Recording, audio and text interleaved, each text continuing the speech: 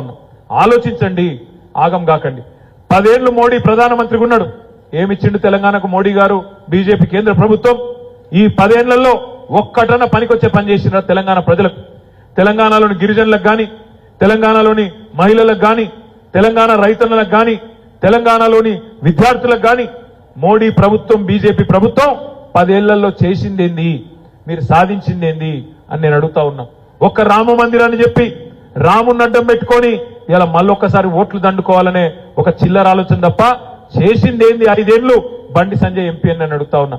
నీకు దమ్ముంటే బండి సంజయ్ గారు 10 ఏళ్ల మోడీ ప్రభుత్వంలో మొదటి 5 ఏళ్లు వినోద్ కుమార్ గారు కరీంనగర్ ఎంపీగా ఉన్నాడు.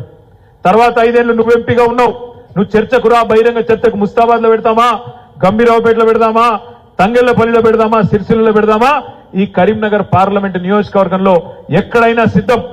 మొదటి 5 ఏళ్లు వినోద్ ఎట్లా పనిచేసిండు, వచ్చే తర్వాత 5 ఏళ్లు నువ్వేం పనిచేసినావో, ఎవరు అభివృద్ధి చేసిండ్రో అదే మోడీ ప్రధాని ఉండగా ఎవరు ప్రజల కోసం, కరీంనగర్ ప్రజల కోసం కొట్లాడినరో ముఖాముఖి వినోద్ కుమార్ గారికి నీకు బహిరంగ చర్చ పెడితే నీ భాగవతం మొత్తం బయటపడుతుంది. ఇలా మొత్తం ఏ ఊరికి పోయినా, ఎక్కడికి పోయినా ఒకటే మాట చెప్తున్నారు.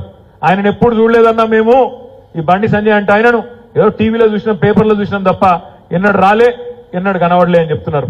మరి పోనీ మనిషి కనవడలేదు, పోనీ ఏమైనా అభివృద్ధి చేసిండా ముస్తాబాద్లో?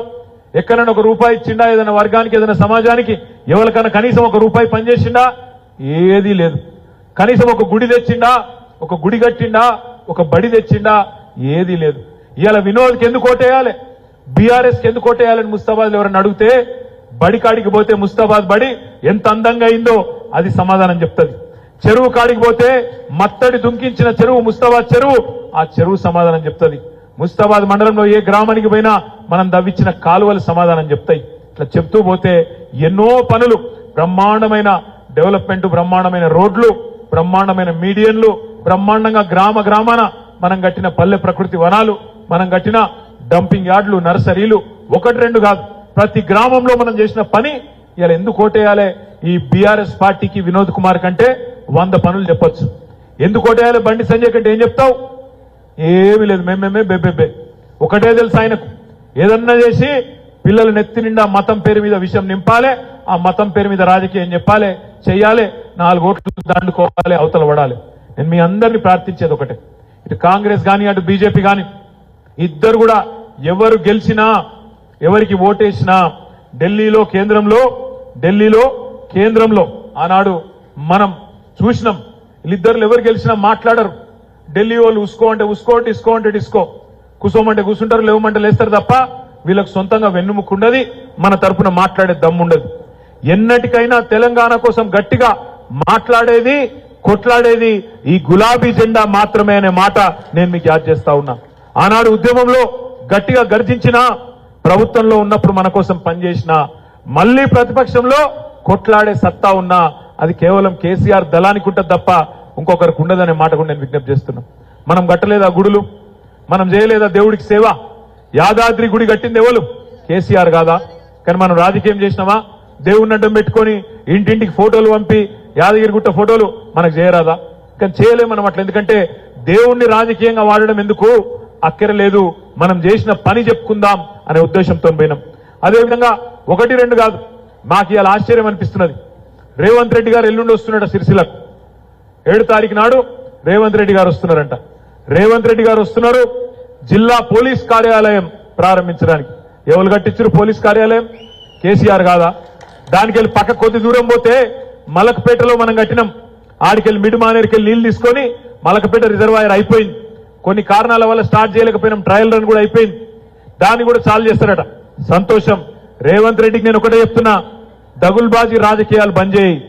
కేసీఆర్ ఇచ్చిన ఉద్యోగాలకు నువ్వు లెటర్లు ఇచ్చి పోజులు కొట్టుడు కాదు, కేసీఆర్ కట్టిన బిల్డింగ్లకు నువ్వు వచ్చి రిబ్బన్లు కట్ చేసి పోజులు కొట్టుడు కాదు, కేసీఆర్ కట్టిన రిజర్వాయర్లకు నువ్వు వచ్చి కొబ్బరికాయలు కొట్టి నేనే కట్టించినా అని పాలాభిషేకాలు చేసుకున్నాడు కాదు.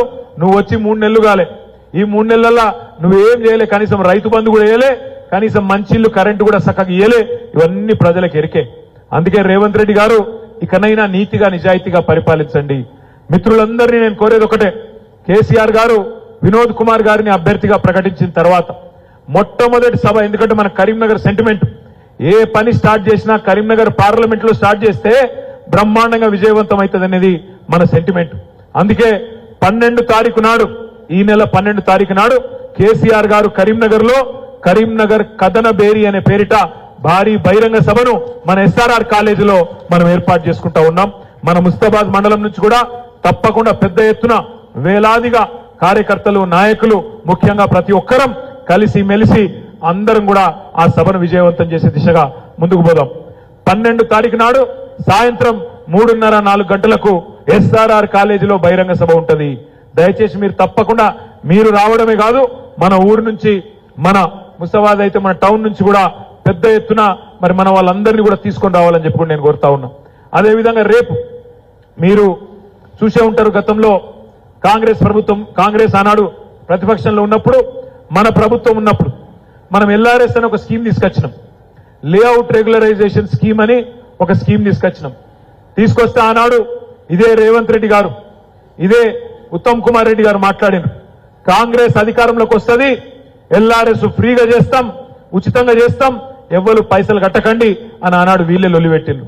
ఇలా మళ్ళా మార్చి 31 లోపల మీరు కట్టాలి, ఫీజు కట్టాలి, ఫ్రీగా చెయ్యం అని మాట మార్చి నాలుక మడితేసి ఇలా ఇష్టం వచ్చినట్టు మాట్లాడుతూ ఉన్నారు.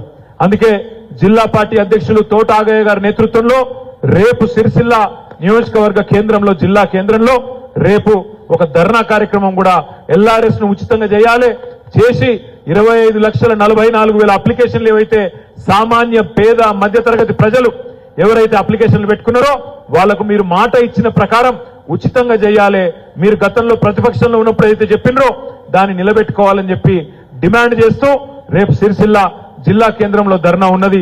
దానికి నేను మండల అధ్యక్షులను కూడా కోరుతా ఉన్నా, మిత్రులందరినీ కూడా కోరుతా ఉన్నా, మీరు కూడా తప్పకుండా సాధ్యమైనంత వరకు పెద్ద సంఖ్యలో హాజరై ఆ ఎల్ఆర్ఎస్ ఫ్రీగా చేయాలనే ధర్నాను కూడా విజయవంతం చేయాలని చెప్పి కూడా నేను కోరుతా ఉన్నా.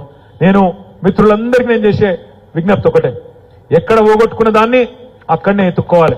ఇలా రాష్ట్రంలో అధికారాన్ని పోగొట్టుకున్నాం, చిన్న చిన్న తప్పులు పొరపాట్లు జరిగి ఉండొచ్చు, జరగలేదని నేనేం అంటలేను, అందరం మనుషులమే, నాయి కూడా కొన్ని పొరపాట్లు ఉండొచ్చు, నేను కూడా సవరించుకుంటా. రాష్ట్ర స్థాయిలో కూడా కొన్ని తప్పులు జరిగి ఉండొచ్చు, వాటిని కూడా సవరించుకుందాం. జిల్లా స్థాయిలో కూడా కొన్ని తప్పులు జరిగిండొచ్చు, నియోజకవర్గ స్థాయిలో కొన్ని తప్పులు జరిగిండొచ్చు, మండల స్థాయిలో కూడా కొన్ని చిన్న చిన్న పొరపాట్లు జరిగి ఉండొచ్చు.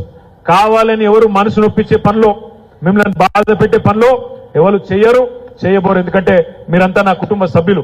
కానీ దురదృష్టవశాత్తు 10 ఏళ్లలో ఎక్కడనే మన చిన్న చిన్నవి జరిగింటే వాటిని మనసులకెళ్ళి తీసేసి మళ్ళా ఎక్కడైతే అధికారం పోగొట్టుకున్నామో తెలంగాణలో అక్కడనే మళ్ళీ గులాబీ జెండా పార్లమెంట్ లో ఎగిరే విధంగా, కరీంనగర్ పార్లమెంట్ లో వినోదన్న గెలిచే విధంగా మనందరం కూడా ఎక్కడి వాళ్ళం అక్కడ గట్టిగా కష్టపడదాం. మన ముస్తాబాద్ మండలం నుంచి ఇక్కడ కాంగ్రెస్ అభ్యర్థి మీ మండల పోడైనా కూడా నాకు మీరు 1100 ఓట్ల మెజారిటీ మీరు ఇచ్చిండ్రు. మా నామాపూర్ తమ్ముళ్ళు కూడా ఉండొచ్చు ఇక్కడ, వాళ్లకు ప్రత్యేకంగా మీకు నా ధన్యవాదాలు. ఎందుకంటే నామాపూర్ నుంచి అభ్యర్థి ఉన్న మా తమ్ముళ్ళు చాలా మంది కష్టపడి అక్కడ అభ్యర్థి ఎంత ఒత్తిడి తెచ్చినా, ఎంత గుండగిరి చేసే ప్రయత్నం చేసినా తట్టుకొని నిలబడ్డారు. మీకు నా హృదయపూర్వక, వాళ్ళందరూ గట్టిగా సపోర్ట్ కొట్టాలి. నామాపూర్లోకి ఒకసారి ముస్తాబాద్ వాళ్ళందరూ కలిసి గట్టిగా సపోర్ట్ కొట్టాలి, వేదిక మీద ఉన్నోళ్ళు కూడా కొట్టాలి. గట్టిగా చప్పట్లు కొట్టి నామాపూర్ సోదరులకు నా అభినందనలు తెలియజేస్తూ అదే పోరాట స్ఫూర్తిని ముస్తాబాద్ లో గ్రామ గ్రామాన మనం చూపెట్టవలసిన అవసరం ఉంది. అటు వెంకట్రావుపల్లి నుంచి మొదలు పెడితే ఇక్కడ చిప్పలపల్లి దాకా, గోపాలపల్లి దాకా బ్రహ్మాండంగా ఆ మూల నుంచి ఈ మూల వరకు కూడా మంచిగా, అక్కడ అగ్రహారం నుంచి తుర్కపల్లి నుంచి మొదలు పెడితే యువతల మద్దికుంట దాకా ప్రతి గ్రామంలో తప్పకుండా మీరు కనుక గట్టిగా అనుకున్నట్టయితే ఏ గ్రామానికి ఆ గ్రామంలో మీరు గట్టిగా తలుచుకుంటే ఆ మనం కొద్దిగా బూజు దులిపి రంగంలోకి దిగితే తప్పకుండా మంచి ఫలితాలు వస్తాయి. కాంగ్రెస్ ప్రభుత్వం ఇది ఇప్పటికే ప్రజలకు ముఖం మొత్తింది, ప్రజలకు ఆల్రెడీ బాధ స్టార్ట్ అయింది. మీరు మాట్లాడుతుంటే చెప్తున్నారు ఎక్కడికక్కడ, అయ్యో గిట్లయిపోయా, కరెంటు చక్కగా రాకపోవట్టే, నీళ్లు వస్తలేవు, టైంకు రైతు బంధు పడతలేదు, అయ్యో తప్పు జరిగింది, పెన్షన్ అన్నారు, రుణమాఫీ అన్నారు, ఏది జరగలేదు అనే బాధ ఉంది. మా ఆడబిడ్డలకు తెలుసు, ఫ్రీ బస్సు అన్నారు. ఇక ఫ్రీ బస్సులలో ఏం జరుగుతుందో నాకంటే బాగా మీరే చూస్తాను. ఆ డ్రైవర్ల సీట్లకి వెళ్ళి ఎక్కుతాండ్రు, కిటికీలకి వెళ్ళి ఎక్కుతాండ్రు, లోపల సీట్లు దొరకపోతే చెప్పులతో కొట్టుకుంటాండ్రు, ఆఖరికి జుట్లు పట్టుకొని కొట్టుకునే పరిస్థితి వచ్చింది ఫ్రీ బస్సు అంటే. ఇవన్నీ అందరూ కూడా చూస్తా ఉన్నారు. ఫుట్బోర్డుల మీద కూడా ఆఖరికి మహిళలు ఏలాడిపోయే పరిస్థితి వచ్చింది. ఇవన్నీ ప్రజలందరూ చూస్తున్నారు. అందుకే కాంగ్రెస్ పార్టీకి కాంగ్రెస్ ప్రభుత్వానికి వాళ్ళు చేసిన మోసానికి తప్పకుండా బుద్ధి చెప్పేందుకు ఇది ఒక మంచి వేదిక. ఈ పార్లమెంట్ లో కాంగ్రెస్ కు తప్పకుండా సురుకంటిస్తేనే రేపటి రోజున మనకిచ్చిన 420 హామీలు నిలబెట్టుకునే విధంగా వాళ్ళు ముందుకు పోయేదనుకుంటది. లేకపోతే మళ్ళా మోసపోతామనే మాటను మీ అందరికి విజ్ఞప్తి చేస్తూ 12 తారీఖు నాడు కరీంనగర్ లో